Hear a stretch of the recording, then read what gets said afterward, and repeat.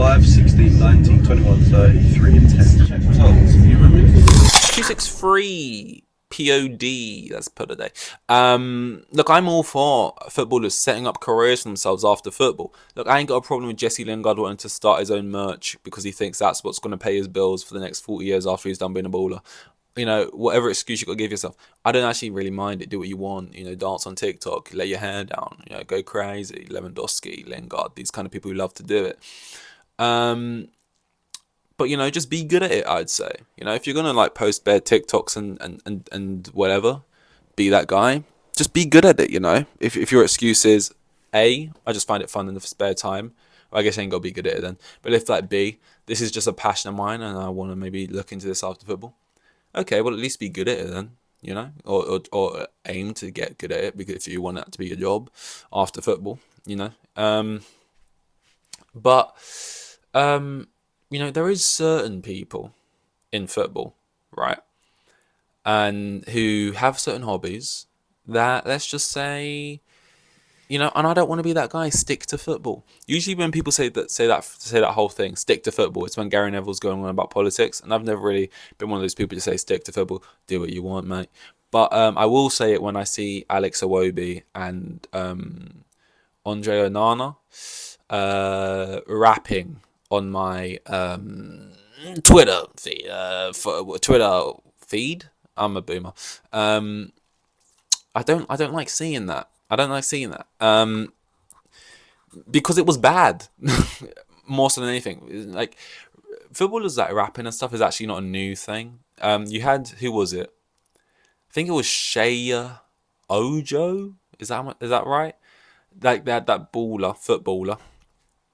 Basically, there was a guy who was rapping and he had like a balaclava on, and it was like, oh, he's like a professional footballer, but he wears a balaclava so people don't know who he is, and he was like in a video dropping bars, and then basically it turned out to be some Cardiff baller, and immediately no one gave a fuck because you know people wanted it to be like Harry Kane, what was a black guy clearly. People wanted it to be like Trent, or no, it was a dark skinned guy clearly. People wanted it to be like I don't know Sterling or something, but it was just like some Cardiff baller and something.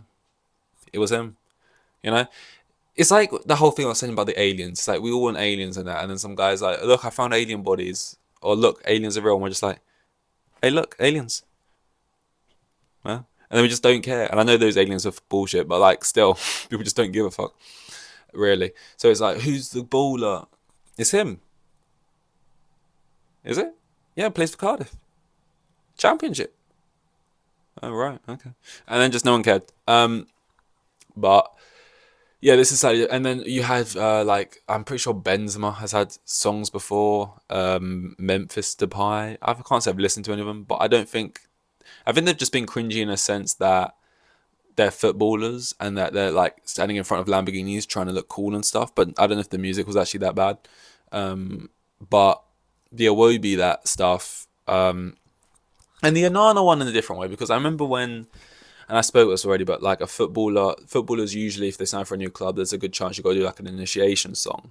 And then one guy signed for a club at a lower level, and he'd done his initiation song, and he was like good at singing, and it was like trending, like oh my god, this guy's actually got pipes, you know. And that was the thing that went around. And then Andre Onana, out of nowhere, posts like everyone's like, oh my god, this guy can actually sing. He's got pipes. Whoa, whoa, whoa. And then Anana just like posts a video of himself onto his TikTok, no, onto his Instagram story of him just like, baby, I just don't get it. Do you enjoy being like, just like as if to say, hey, I can sing too. Hey, guys, everyone DM me saying, oh my god, you've got pipes because oh my god, I've got pipes type thing. And like he's not that he's bad. It just comes across as those TikToks you see when it's like, oh my god, when you find out you can sing and stuff, and it's like, three little birds sat on my window, window, 2 times in a row, window. You know that whole thing when it's like, oh my, but really you're just so mid, but like you're doing the most vocal gymnastics, and you're like singing in that like. You know, that like Lewis Hamilton voice, you know, that type thing. And you're so mid. And what makes it cringe is you think you're like, you think I don't even know he's a good singer. You think you're the best thing since Sliced. Who's like a male singer? But I don't know. But he was like up there, so basically saying, inadvertently going, "Hey, stop saying he's good at singing. There's some other people and playing for more relevant clubs, um, albeit clubs in the relegation zone right now, but more relevant clubs than him, who've got the pipes as well." And because there was no caption, no nothing, just immediately saw that and decided, I've got a one up here, and it was just like, at least him, it was like an initiation song. It was like, oh, it was just a talent that it's like Bart Simpson when he's singing in the shower. Like it just got found. It was just like it just happened, you know. Anana's was like, you know, trying to force something in there through the door. And anyway, now they're kind of just trying to show that they're like the next Krept and Conan, I don't know. And Awobi, who I know to be, I've just heard stuff about him. He's not like problematic. He's just sort of, you know, behind closed doors, you know, footballers, you know what they're like. But he, his bars left a lot to be desired. He said something like, she screams, "Oh Nana," but I'ma show her what I'ma do, because he's rapping on a song with Everton teammate Amadou Onana. By the way, if she's screaming Onana, that's worrying. But aside from that, the bar in itself, look, I just I don't know. Like, I'm not gonna say, look, you're in a relegation battle, mate. Focus on your football, because realistically, if he came out and he dropped like a Drake level verse, hey, don't stick to football. You're good. But stick to football not in the sense that you need to be focusing on your football, not doing anything you enjoy, but just in the sense that you're clearly mid. So if you are gonna do this, and put it in my face like you're not mid, because like he delivered his bars and then he was like so gassed in a way that like he just dropped like the freshest freshman freestyle ever. Look, this happened so long ago, but I just can't believe I've never spoken about it yet. That you kind of have to watch the video. I really should have had it loaded up ready. It was so long ago now that I just feel like it'll be kind of hard to find, but it would be a lot easier if I could also play it. It's only Awobi's verse. I haven't heard the full song. Yeah, and it's like most of these people as well who's like, no, it's a passion. It's like I want to do outside of music and listen outside of football and this and that. It's like, no, you just like music and you like Awobi. Regardless, even if he made a song that was really successful, he's not gonna like be someone who's just making music and being an artist. It's like when people come out of Love Island and then they drop like a rap song, like Wes Nelson did it. Some guy who just came out of last year's one did it. The songs do well, and they drop like 2 or 3, and then just sort of move on to do something else. It's like it's not like something they actually pursue, whether they're good at it or not good at it, successful. It's just like something you do. Oh, I'm gonna make a song because I got like the means to now, and it's very accessible to me to do it. But yeah, what else have we got down here? Not much really. Just sort of Paul Mescal. Paul Mescal all over me. What's it called? My ex. I mean, that sounds. See, this is why Elon can't. Well, he can and he has. This is the problem. But this is why you shouldn't be changing it to X. Because, and I'm sure this is a lot of people, from what I can tell by people's reaction to Paul Mescal on Twitter, I'm sure a lot of people do have Paul Mescal XX, stuff loaded up, sort of, on fantasy, sort of, fan fiction, sort of, cartoon, of Paul Mescal, because they love, on their laptops. When I say I'm seeing Paul Mescal on X, I am talking about Twitter. And simply because he's a big, he's from Ireland, and he's a big guest fan of rugby. They went out to New Zealand, which, England are still in it. I guess I should care about that, but I don't give a fuck about rugby. And Paul Mescal was like crying. Well, he wasn't crying, but he was screaming his little heart out as they got knocked out, I guess, at the last minute. And as he screamed, his shirt slightly raised, and people could see his his dad bod gut.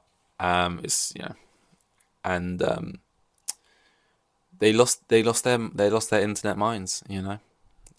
Paul Mescal off. So it's crazy. That's crazy. I ain't got much more to say about it than that. Just sort of, it's crazy how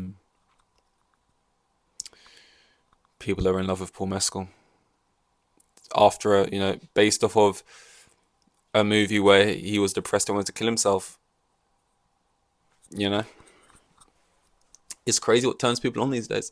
But no, I'm just joking. Go off. I don't know. I'm fucking. Sometimes I'm such a boomer. Why? What is wrong with me? I'm not that old. I need to be slipping in phrases to try and sound. I am of this generation. I don't know. Like, why am I slipping in "go off"? I would never say it. Anyway.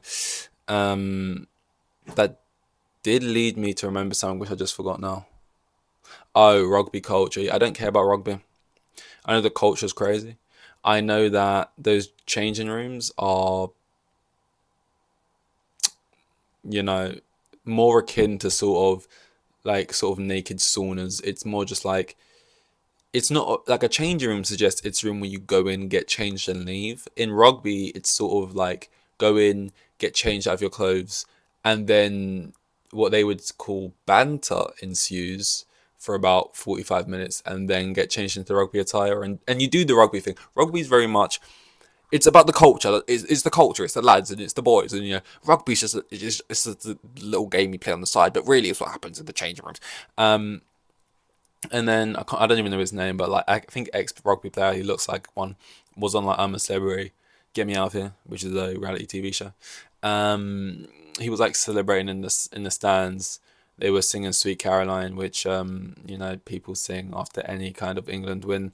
Now, and it's like, we were singing it when the England's football team were doing well, England's women's team, rugby.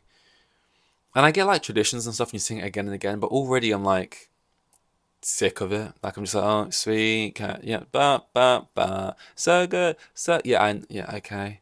Like the only thing that can get sung again and again, which I'm just cool with and I like, is "It's Coming Home." Everything else, like little things like make something new, like make this tournament feel like its own with this thing, or like this thing started because of this. No, what, we're just gonna sing? Okay, so good, yeah. So they were singing that. And the rugby guy's just sort of with his mate, and they're just celebrating, and he's just sort of grabbing his crotch and while singing "Sweet Caroline," and then the caption is like, "This is what it means," and the video is literally 4 people chanting alone in a stadium with one man's hand on his crotch, and it's like, this is what it, like. What do you mean? This is what it means? You won a rugby match, so you're like, it's just like, it's just how can what it means meaning that it means so much that I just have to cup my best friend's genitals. It's just what it means. It's what it means. And if you wanna cup your mate's genitals, that's perfectly fine. But if it's because this is what it means, what does that mean? Because England beat to get to like the semi-finals or world, I don't know. Especially also like I find it less sort of endearing when I see like fans get happy over like England doing well in cricket and stuff like that, and rugby, when it's like, aren't England actually half decent at those sports? So in football, it's like the celebrations and this and that, because we have got a good team, but we are sort of, generally speaking, historically speaking, shite. Because it always kind of feels like an underdog story, regardless of the fact that we actually have one of the better teams usually. Whereas in rugby and cricket, they actually usually do half decent. So when they beat like fucking Venezuela or some shit, actually weird countries that are usually good at rugby, they're probably good. When they beat fucking, who would just definitely be bad at rugby? Korea. Sorry, Korea. You're good at other stuff, but I don't know about rugby, right?